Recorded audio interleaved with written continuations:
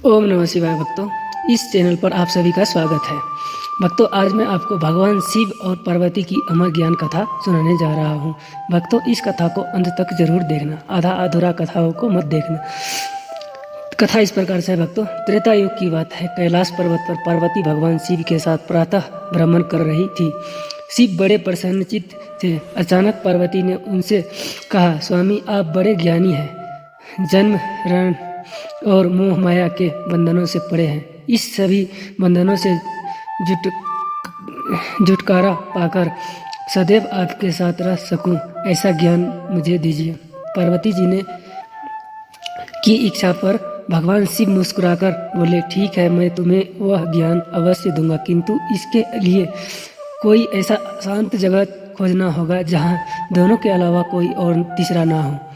पार्वती और भगवान शिव दोनों ही हिमालय में ऐसे स्थान खोजने लगे। घूमते घूमते वे उत्तर हिमालय के अत्यंत मनोरथ स्थान पर पहुंच गया। वहां एक विशाल गुफा था। दूर दूर तक की किसी प्राणी की चिन्ह भी नहीं था। भगवान शिव को वह गुफा पसंद आ गया। पार्वती जी के साथ वे उस गुफा में चले गए। आशा के विपरीत गुफा में उन्होंने कुछ ही पक्षियों को देखकर पार्वती उदास हो गई। भगवान शिव ने उनकी मनोदशा भांप ली। वहीं बैठकर उन्होंने सांस द्वारा वायु अपने अंदर खींचनी शुरू कर दी। ऐसा करते ही दूर दूर तक फैली प्राणी वायु शिव के अंदर समटने लगी।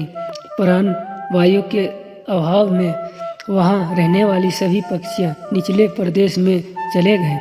अब पूर्ण एकांत पाकर पार्वती ने संतोष की सांस ली। भगवान शिव बोले, अब यहाँ हम दोनों के अतिरिक्त कोई भी नहीं है। मैं तुम्हारे यहाँ अमर ज्ञान का उपदेश दूंगा। ध्यान से सुनना, बीच बीच में हुंकारे भरती रहना, ताकि मुझे पता चल जाए कि तुम सुन रही हो। ज्ञान देते समय मैं समाधि में रहूँगा।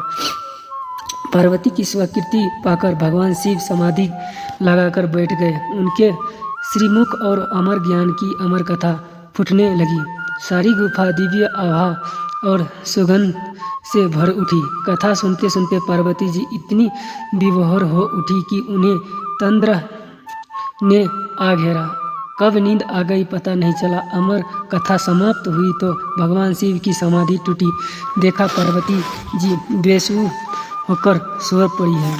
शिव जी चकित हो उठे। उन्होंने जगाया। कुछ पूछने ही वाले थे, लेकिन पार्वती ने क्षमा याचना भरे स्वर में कहा, प्रभु, आपके श्रीमुख से कथा सुनते सुनते इतना आनंद आया कि उन्हें ना जाने कब मुझे नींद आ गया घेरा।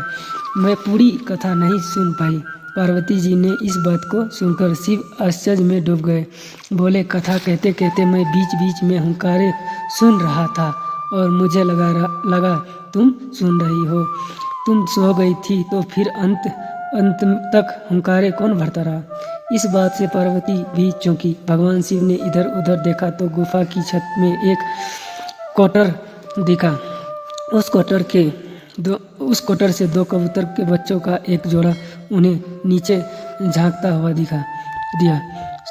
बहुत सीमित प्राणवायु के वातावरण में उन कपोत शिशुओं को देखकर शिव को अच्छा कि ये कोई मायावी जीव है जो कपोत शिशु के रूप में अमर कथा सुनते रहे। भगवान शिव ने कपित होकर पूछा, कौन हो तुम? इस वेश में यहाँ क्या कर रहे हो? कबूतर के बच्चों में से एक बोला, भगवान, हम यहाँ इस कटोर में अंडज रूप में थे। जब आपने यहाँ की प्राण वायु और अपने में सिमट लिया तो मेरे माँ यहाँ से उड़ गई। हम अंडे से बाहर निकले तो आपकी अमर कथा यहाँ गूंज रही थी। इस कथा के प्रभाव से हमें इतनी शक्ति आ गई कि कथा सुनते हुए हम हुंकारे भरते रहे। प्राण वायु के अभाव का हम पर असर नहीं हुआ। कबूतर के बच्चों की बात सुनकर शिव प्रसन्न होकर बोले, तुम अमर कथा के सच्चे पात्र थे जो पूरी कथा सुन सके।